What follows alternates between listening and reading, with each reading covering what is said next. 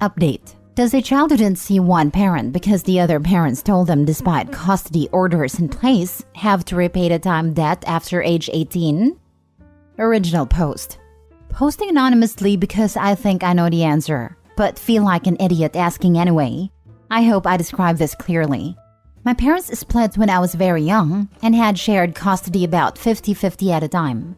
My mother ran off with me to Canada not long after, but cancer took her when I was 15. I was taken back to my father, and is always told that because I was away from him for 8 years, but he had 50-50 custody, that I had to repay that time debt for 4 years after I turned 18. I took it as just how things are. There was a letter from my dad's lawyer that I haven't been able to find that I had when I came back, to him pointing out I would be a minor until after I turned 22 and a few months. I am not allowed to leave home much except to work. Dad gets all of my money to support me. I am not allowed to see guys, and I am not allowed a car. And it seems really unfair to me, and nobody else my age is in this situation. Does any of this seem legally real? The more people I talk to, the more it seems my dad has me under a big con, but I'd like to know for sure. I know it might be trying to prove a negative, but is there a link to a law I could use to show for sure either way? Now for the top advice before reading the updates. I'm not surprised your mother ran. Your father is nuts. No, none of this is a thing. At 18, you are legally an adult and can move out, and I would strongly suggest you do so. Your dad is lying to you. Secure copies of all your vital documents and open your own bank account as soon as you can. You are legally an adult, and you do not have to live like this. In ranked order of most to least important: birth certificate, passport, driver's license, social security card. With a birth certificate and passport, everything else is replaced easily with a short trip to the local DMV or social security office. The birth certificate is like a root document that makes other documents much easier to get. In addition to what everyone else has said, remember that a custody agreement is between your mom and your dad. Your mom had an obligation to fulfill that agreement by sending you to visit your dad. You were never legally under any obligation to fulfill the custody agreement. You do not owe your parents anything.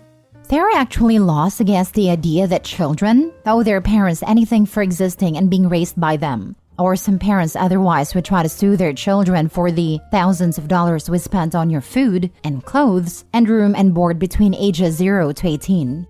If your mom failed to fulfill the custody agreement, you were never under any obligation to rectify that. For example, the courts would not expect a 10-year-old to purchase their own plane ticket to visit dad when mom failed to do so. The custody agreement is not meant to bind you to your parents. It is meant to bind your parents to an agreement so that one of them doesn't prevent the other from seeing the kids. Others have already given you plenty of advice regarding getting out of your current situation, resources to help you if you're in danger, etc. It is perfectly legal for you to walk out the door this minute and just keep on walking. If you are not in immediate danger though, I suggest that you plan your exit carefully and get your resources ready ahead of time. Your father sounds like he has no respect for your rights or privacy, so it would follow that he might monitor your phone and computer use, search your room, look in your purse, diary, whatever.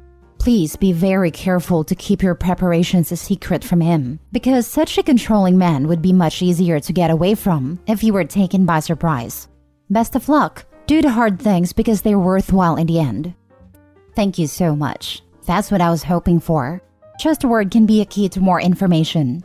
I know Dad looks through my stuff, but he's a technological vacuum.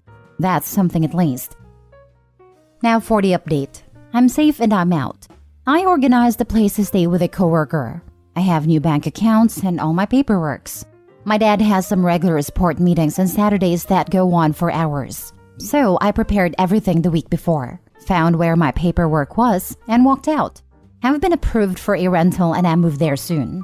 I contacted 2 police stations near us beforehand, who both understood Dad's nature straight away when I told them he'd been telling me I couldn't move out because of the time debt. And they told me it wasn't a thing. I took copies of all his paperwork too, because while I was getting ready to move, I found most of what I knew about my parents separating was a lie. There was never a 50-50 custody agreement, and my mother never ran off with me in violation to that. My dad had been held for several DV incidents when I was a child, and he was only to see me on special holidays and only under strict supervision. He's never been violent to me, but in the papers he had hidden was evidence of a trust available to me when I'm 21. Some of the specific wording is it can go to me as an individual or to my carer if that is required. I think my dad was trying to make himself up as my carer without me knowing. I did not find a letter I read when I was a kid from Dad's lawyer, but like all you said, that was probably fake. After I moved out, my dad did try to contact the police. They came to my coworker's address because they had to, but also let me know that yes, my dad was trying to say I couldn't look after myself. His words were that I was borderline retarded and being mistreated.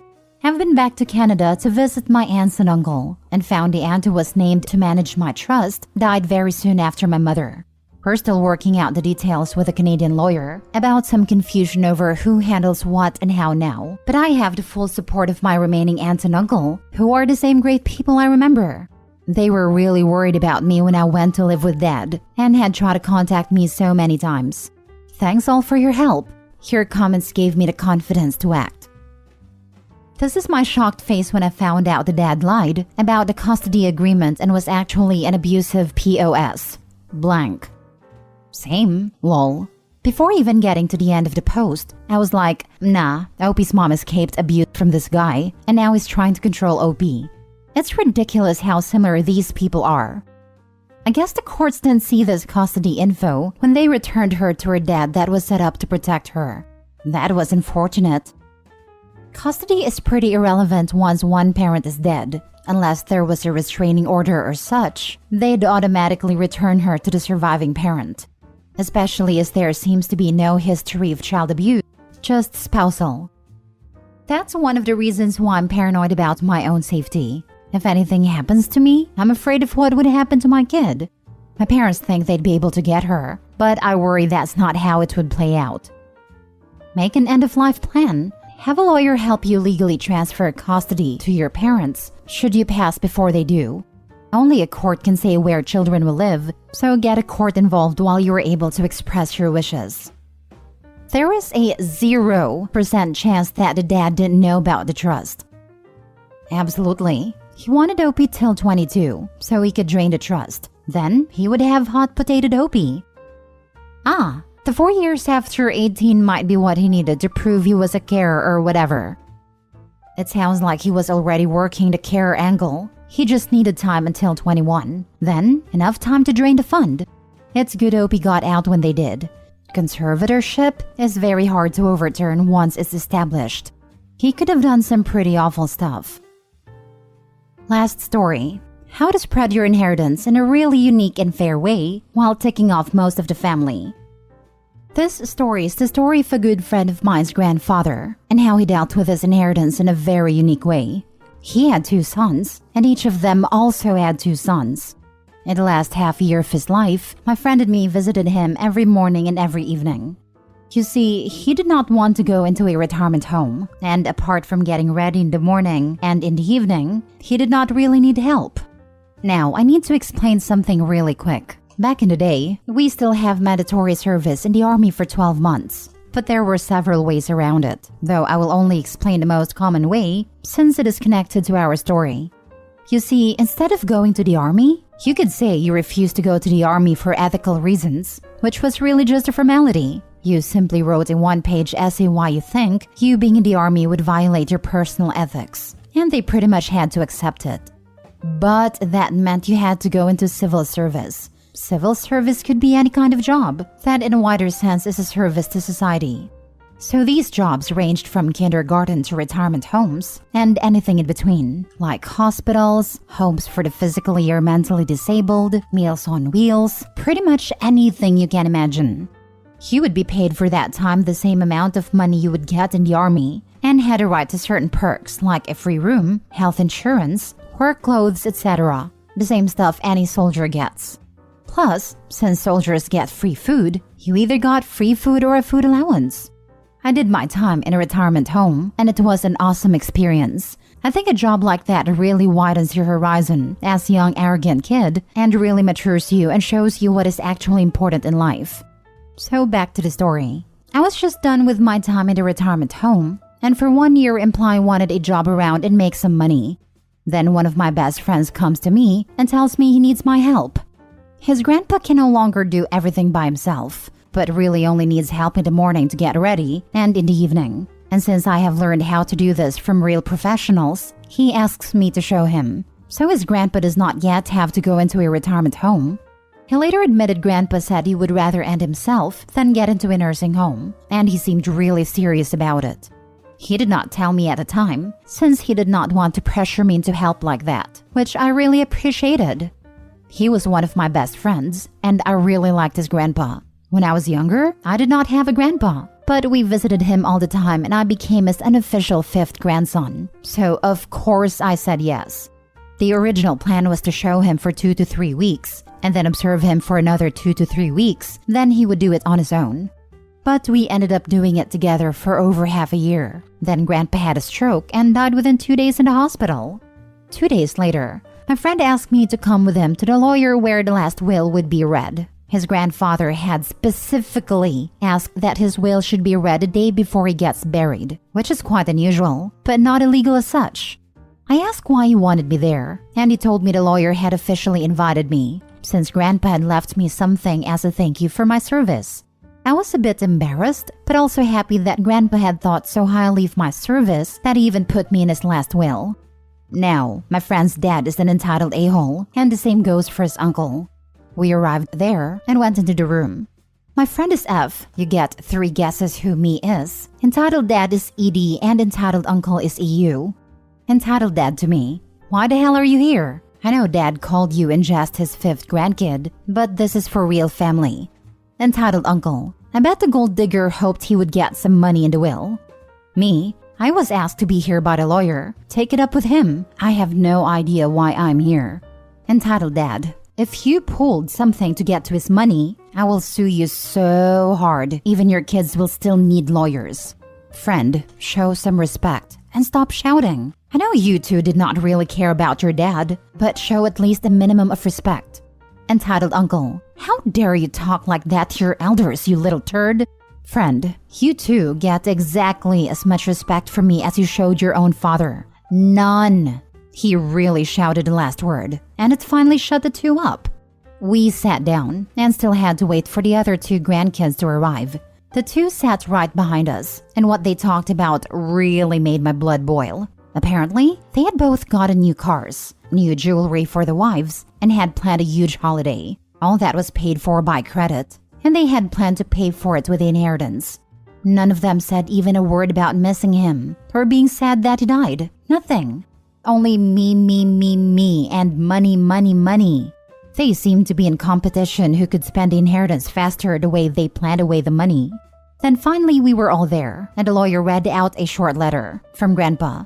What I'll tell you here is a much shortened version, but the real thing was several pages. But it boils down to this. In recent years, I more and more realized that some people in my family cared a lot more about me than others. I am especially disappointed in my 2 sons. But I wanted to be really fair and not biased. So I came up with a point system. Letter/phone call. 1 point plus 1 extra if it is very long. Visit. 2 points per hour. Plus 1 point per hour of travel to me and back. Helping me out with something. 3 points per hour. And this is the final result over the last 3 years of my life. Entitled dad, 8 points. Entitled uncle, 10 points. Entitled uncle's kid 1, 150 points. Entitled uncle's kid 2, 133 points. Friend's brother, 288 points. Friend, 7,341. Me, 5,883. My lawyer has already liquidated most of my assets except the house.